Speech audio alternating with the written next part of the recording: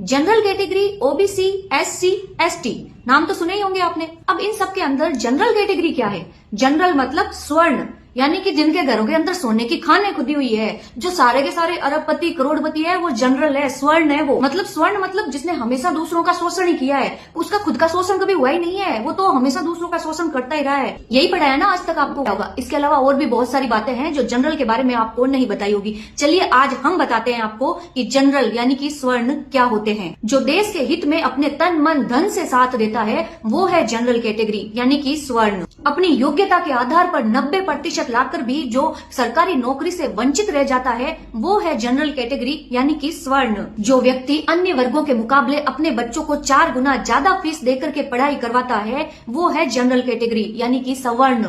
जिसको मात्र सजा देने के लिए हर जिले में विशेष SC ST न्यायालय खोले गए हैं वो है जनरल कैटेगरी यानी कि स्वर्ण। जिसके साथ में ये देश का संविधान भेदभाव करता है वो है जनरल कैटेगरी यानी कि स्वर्ण। जिसके लिए आज तक कोई सरकारी योजना बनी ही नहीं वो है जनरल कैटेगरी यानी कि सवर्ण। जिसके हित के लिए आज तक कोई आयोग नहीं बना वो है जनरल कैटेगरी यानी कि सवर्ण। और इतने भेदभाव के बावजूद भी जो धर्म की जय हो, अधर्म का नाश हो, प्राणियों में सद्भावना हो, विश्व का कल्याण हो, ऐसी भावना रखता है वो है जनरल कैटेगरी यानी कि संवर्ण। अगर कोई जनरल कैटेगरी का व्यक्ति गरीब है, इतना गरीब कि उसके घर में 2 वक्त का खाना भी ढंग से नहीं बन पाता है, तो भी उसको कोई सरकारी सुविधा का लाभ नहीं मिलता है क्योंकि वो जनरल कैटेगरी में आ जाता है। तो अब बताइए मोदी जी कि भेदभाव किसके साथ हो रहा है? आप कह रहे हो मोदी जी कि हम भेदभाव को मिटाना चाहते हैं, सबको एक बराबर रखना चाहते हैं, तो सबसे पहले शिक्षा का भेदभाव मिटाइए मोदी जी। यानी कि नौकरी योग्यता के आधार पर दीजिए, जाति के आधार पर मत दीजिए कि जो जनरल कैटेगरी के हैं वो 90% लाए तो भी उनको नौकरी नहीं मिलती है